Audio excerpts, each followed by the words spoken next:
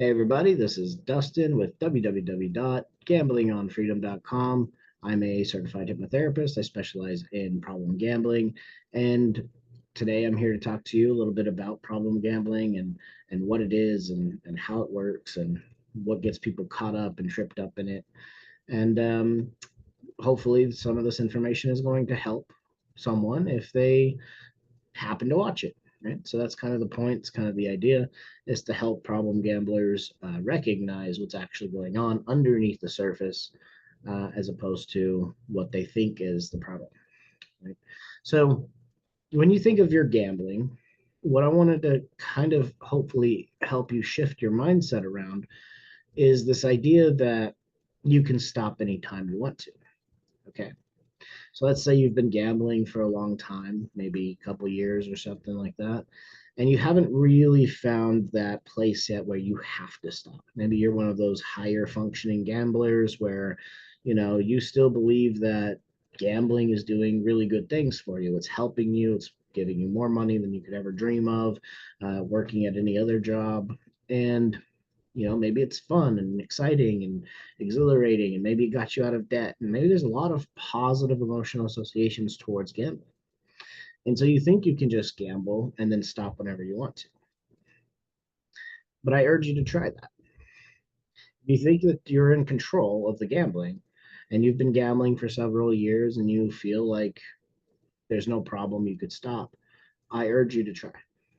Go ahead and try, because that's when you're going to know if you really are becoming more and more addicted or if it's just some kind of fun recreational pastime for you. But what you'll find most likely is just like anything else, whether it's drinking or cigarettes or any other substance, what you'll find is that you won't recognize that necessarily it is a problem that you're doing the thing until you try to stop it. In which case, now you're this person, you're high functioning, you've got a lot of discipline, a lot of willpower, a lot of desire. And unfortunately, those things will do nothing for you when you try to quit, when you try to stop gambling. What will end up happening actually is that you'll try to stop gambling, and maybe you will for a week or two, or maybe a month or two, and then you'll go back to gambling. And some people will justify that and be like, well, I just did it to see what would happen. But I was okay, and I was able to stop gambling for a few months, and it was fine. And then they go back to gambling. But is that actually quitting? Is that actually quitting gambling? If you take it from the smoking perspective, you might have a person who's really determined to stop smoking. And so they stop smoking for 6 months, a year, 5 years. And eventually they smoke again because of some big stressor that happened in their life. And then they start smoking right away, and they get back to, a pack a day, 2 packs a day, whatever it was that they quit on. And now they're back. So did they actually quit? Did they become a non-smoker? Did they identify differently? Or were they just an ex-smoker who stopped for X amount of time, right? Because a person who doesn't identify with the need for that in any way whatsoever, that won't be the coping mechanism, right? If I'm a non-smoker, I can't identify that way of being a smoker. I'm a non-smoker, so I can't just use smoking to cope because I'm a non-smoker, right? Before any smoker was a smoker, they were a non-smoker, right? That's the first nature. First nature is whatever you were before you learned something. And second nature is learning something at the subconscious level. Anything second nature to you is subconscious in general. And so what happens is, this person maybe had a really strong reason for stopping the behavior and the habit and all of that, and they were able to do it. But then some big stressor happens and they go back to it, and then they realize, well, I'm not a non-smoker. I was just an ex-smoker. I just stopped for a time. And that's exactly the same thing that would happen with gambling. You see, gambling addiction is the exact same thing. There's not a chemical component technically, even though there's dopamine and things like that. But there's not like, the addictive chemical component like in a cigarette. Um, but it is the same problem. It doesn't matter. The problem is the same. The problem isn't logical. It isn't based in willpower. It is emotional. And there's different ways of how your emotions could be affecting you towards gambling, and not all ways are equal, right? So if you feel as if you can stop gambling, try it. And let's just see what happens. If you can, fantastic. If you never have to gamble, you can go months and months and months, and there's no urges, there's no craving thoughts, there's no desire to go, and you're good, and you can not gamble for 6 months, a year, fantastic. You're not addicted. But I'd be willing to bet that anybody who has been gambling for any considerable amount of time, probably upwards of 6 months plus, you're probably addicted to it. And you just don't think you are because you feel like you can control it until you try, and then you can't. Right? And then that's when problems start, right? Because now you're telling yourself, oh, I'm gonna quit. I'm gonna stop gambling. This was my last one. But then you're back 3 weeks later, and now you've broken promises to yourself. Now you've started to not trust what you say to yourself. You started to not trust yourself. That lack of trust in self now hurts your beliefs in yourself, your confidence in yourself, right? The trust in yourself. You start to not be able to believe what you say. And so now it doesn't even just hurt you in gambling, it hurts in other areas. You'll start to see yourself slipping maybe at work. Maybe you'll start to see yourself slipping in your relationships because you can't trust yourself. Right. And so this is where the battle starts. That's actually where it starts. It doesn't start when you feel really good about gambling. It starts when you try to quit and you realize you can't because it's emotional and not logical.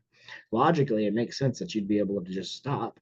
Everybody else who doesn't have a problem gambling can just go in with 20 bucks, spend it all, lose it all, and leave, right? But if you find yourself saying, "Oh, I need to get that $20 back. I need to win my money back," that's a good sign you're probably already addicted. So if you think you can control it, I urge you to give it a shot. Try it. Try to stop on your own.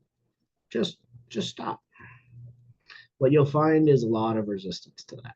You're going to have a lot of craving thoughts. If you're addicted to gambling, you're going to start to fantasize about what it might be like to win another hand, another jackpot, another, two bands or whatever it is, right? You're going to have a lot of fantasies about it. You're going to start to really crave it. You're going to desire it.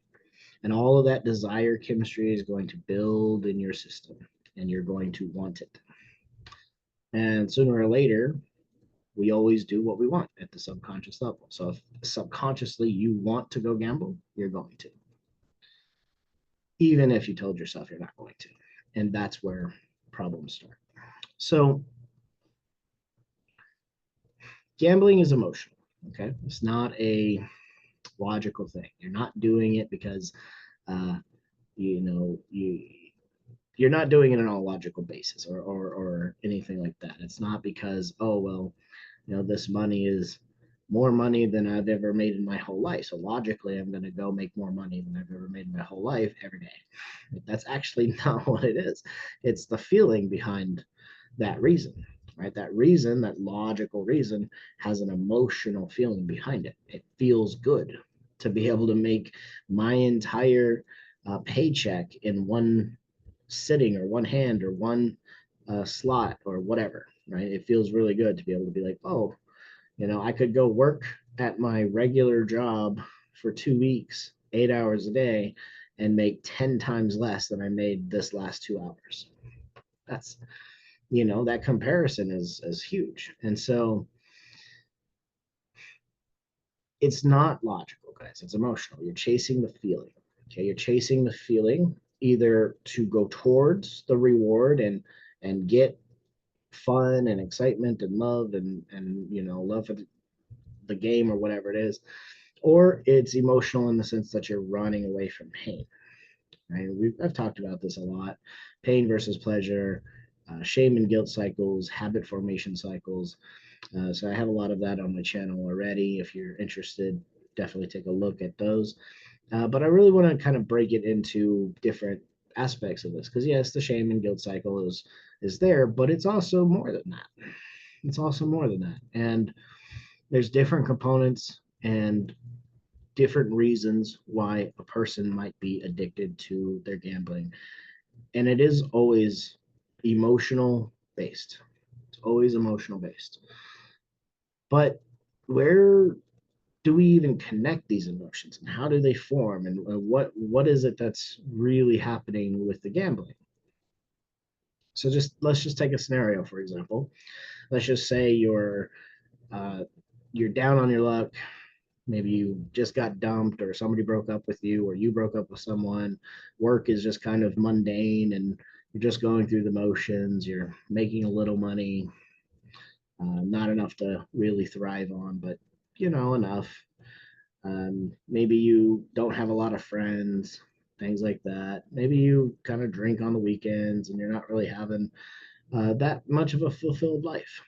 And then all of a sudden you go with a friend one day to a casino, and maybe you don't even think that you're gonna, do very well.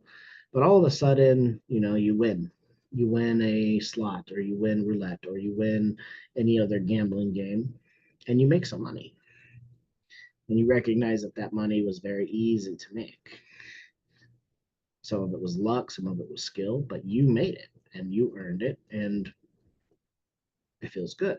And so now all of a sudden, whatever is going on in your life, the breakup, the the job, lack of money, lack of friends, whatever it is, this stuff starts getting relieved. Starts getting relieved, and you start to like gambling. This is how it starts to associate, right? The pain of being where you are and the pleasure of being out of it.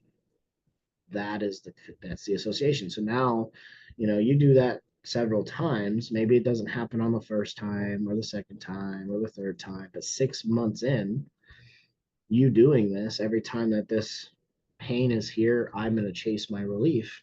Now it's habit. Right now it's habit. Now it's becoming more and more and more addicting because of the dopamine. And it becomes something that snowballs out of control. And you won't even realize it until you try to take your control back. So I urge you to try and take your control back. If you're a problem gambler, you already know this. It's really hard to just say, oh, I'm going to just stop gambling. But if you aren't a problem gambler yet, you're high functioning, you think that you've got it under control, I dare you to try stopping. And if you have a problem with that, maybe reach out. Maybe it's time to connect. Find somebody like me who specializes in gambling addiction. You know, get some help on it because you're going to need it. We need help sometimes. Okay, it's not wrong to want that. It's not wrong to need it. So I urge you, try to stop on your own, whatever it takes. And if you can, fantastic. Maybe you were never really addicted. That's awesome. But if you can't, if you find yourself having trouble, that might be a time to look into things. There might be a couple questions you might want to ask yourself, like, when did I first realize that gambling was what I needed? When did I first realize that gambling is what I needed? Maybe it wasn't until after you listened to this video. And that's the point of it. That's the point of this video. The point of this video is to hopefully help you guys see that gambling isn't the answer. In fact, gambling is an epidemic. It's coming into an epidemic. I truly believe that in the next 10 years, we will have more and more and more uh, betting and gambling issues. There's more and more apps every day coming out that teach kids and teenagers how to gamble. There's advertisements everywhere about it. It's everywhere you look. It's on movies, it's on television, it's on commercials, it's in books, it's on social media. Right? There's people out there literally teaching you how to gamble. Okay. And it's everywhere and it's promoted and it's advertised and getting more and more popular. It's more popular actually in the UK, in my opinion, than it is here in the United States. But it's getting there. It's getting there. And not only is it popular, but it's not even frowned upon, really. There's not a lot of people frowning upon gambling addiction. In fact, it's being encouraged, right? So hopefully this information was helpful for you. If you feel like you want to reach out, comment, subscribe, follow for more, I'd be happy to have you on the subscribers list. I'd be happy to talk to you. Comment below. I like to reach out when I can. And just ask yourself some questions, some really reflective questions about your gambling. When did I first realize that I needed to gamble? Things like, what if gambling really isn't the problem? What if it's something else? What might that be? And when you think about gambling, how do you feel? Do you feel good or bad about it? Right? Just start asking yourself a little questions here and there, and just see what actually genuinely comes up for you. A lot of people don't even ask the questions. So just by asking yourself a couple questions about the validity of your gambling, and if it's actually the right play for you, just asking those questions can start to break up some dissonance within the nervous system, within the emotions, and perhaps bring you back to normal. So that's all I got for today. Wish you guys the best week you guys could possibly have. And again, if you like this content, follow for more, subscribe. I put out new videos every week. And yeah, let's stop the gambling epidemic together. All right. Take care, everybody.